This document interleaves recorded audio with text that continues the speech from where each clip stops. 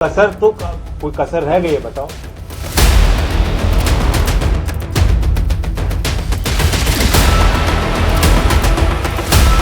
चौधरी चरण सिंह के वैचारिक दृष्टिकोण को, उनके संघर्षों को, उनके किए गए कार्यों को हमेशा जिंदा रखने वाला फैसला है। जयंत तैयार, अब नहीं करेंगे शामिल होने से इंकार। चरण सिंह को भारत रत्न बदले बदले दिख रहे जयंत। 24 की तैयारी, जयंत की नई पारी। मोदी ने जीता दिल, जयंत चौधरी किस मुंह से करेंगे इंकार। लोकसभा चुनाव होने में 100 से कम दिन बाकी हैं। पीएम नरेंद्र मोदी ने इस बार चुनाव में 370 सीटें जीतने का टारगेट रखा है।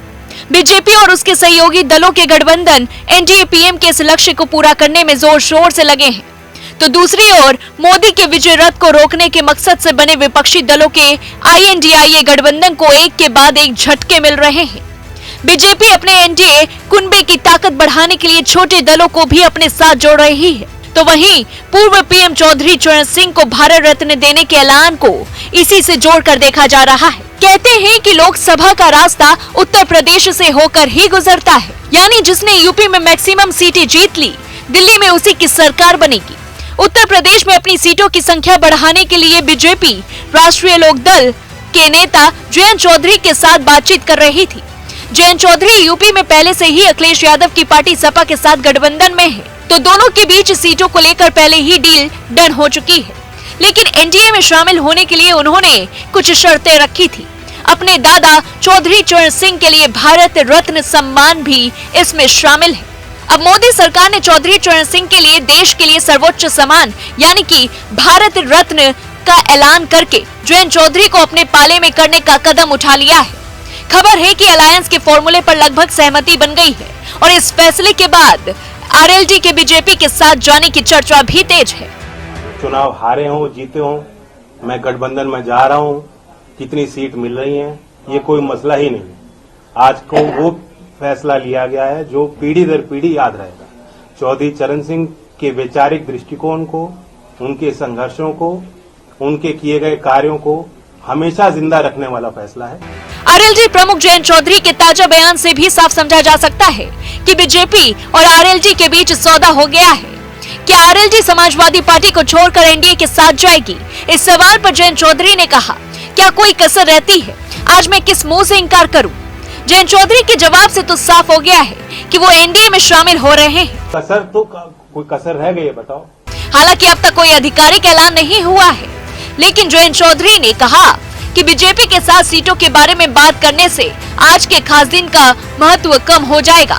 मैं पीएम मोदी को बधाई देता हूं, वे देश की भावनाओं और चरित्र को समझते हैं। बता दें कि इससे पहले चौधरी चरण सिंह के लिए भारत रत्न का ऐलान होने पर जयंत चौधरी ने मोदी सरकार और खास तौर पर पीएम मोदी का शुक्रिया अदा किया।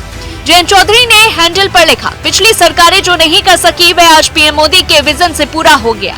मैं उन लोगों को प्रोत्साहित करने के लिए एक बार फिर पीएम मोदी की सरकार का आभार व्यक्त करना चाहता हूं, जो मुख्य धारा का हिस्सा नहीं है।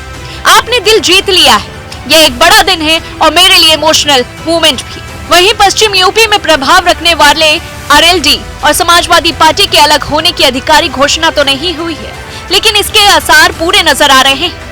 सूत्रों के मुताबिक बीजेपी ने आरएलडी को 2 लोकसभा सीटें, 1 राज्यसभा की सीट के साथ यूपी में 2 मंत्री पद का ऑफर भी दिया है। सूत्रों का तो यह भी कहना है कि एनडीए में शामिल होने के लिए आरएलडी ने भी शर्तें रखी हैं। आरएलडी यूपी में कम से कम 5 लोकसभा सीट, 1 राज्यसभा सीट, केंद्र में 1 मंत्री पद, राज्य में 2 मंत्री पद के अलावा चौधरी चरण सिंह को भारत रत्न देने की मांग की थी।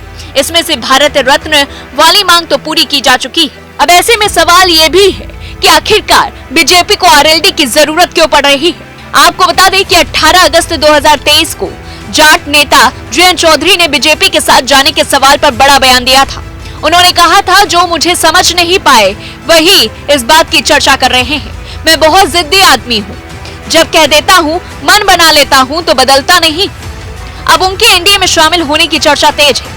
गौर करने वाली बात तो ये है कि आरएलडी लगातार 2 लोकसभा चुनावों में एक भी सीट नहीं जीत पाई है और ऐसे में बड़ा सवाल है कि पहले से मजबूत और अपने दम पर सरकार बनाने में सक्षम बीजेपी को यूपी में आरएलडी की जरूरत क्यों है? सारा खेल पश्चिमी यूपी में लोकसभा की 27 सीटों को लेकर है। यूपी में रहने वाले 99% जाट पश्चिमी यूपी के 27 लोकसभा क्षेत्रों में रहते हैं। इनमें से मेरठ, सहारनपुर, मुरादाबाद मंडल की 14 सीटों पर जाटों का वोट ही जीत और हार तय करता है और इन सीटों पर जयंत चौधरी की पार्टी आरएलडी निर्णायक भूमिका निभाती रही है।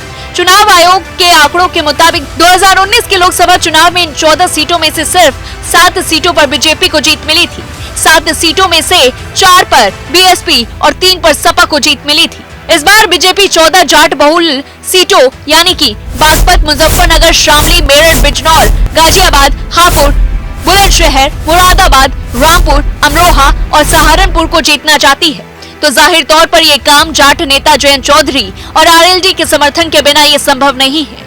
ये जाट बहुल सीटें, बता दें कि सपा ने आरएलडी को गठबंधन के तहत 7 सीटें दी हैं, लेकिन बेंच ये फंसा है कि जो 7 सीटें आरएलडी को लोकसभा चुनाव में दी है, उन पर यह कहा जा रहा है कि 4 उम्मीदवार सपा के होंगे जो आरएलडी के चुनाव चिन्ह पर चुनाव लड़ेंगे और सपा चाहती है कि कैराना, मुजफ्फरनगर और बिजनौर में प्रत्याशी सपा का हो जो आरएलडी के चुनाव चिन्ह पर मैदान में उतरे।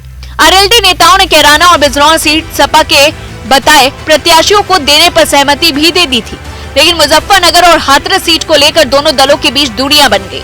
बताया तो यह भी जा रहा है कि बीजेपी इस दूरी का फायदा उठाना चाहती है। इस पूरी खबर को लेकर के आपकी क्या कुछ राय है, हमें कमेंट बॉक्स में जरूर बताएं और ऐसी तमाम बड़ी खबरों से जुड़े रहने के लिए देखते रहिए न्यूज़ 1 इंडिया।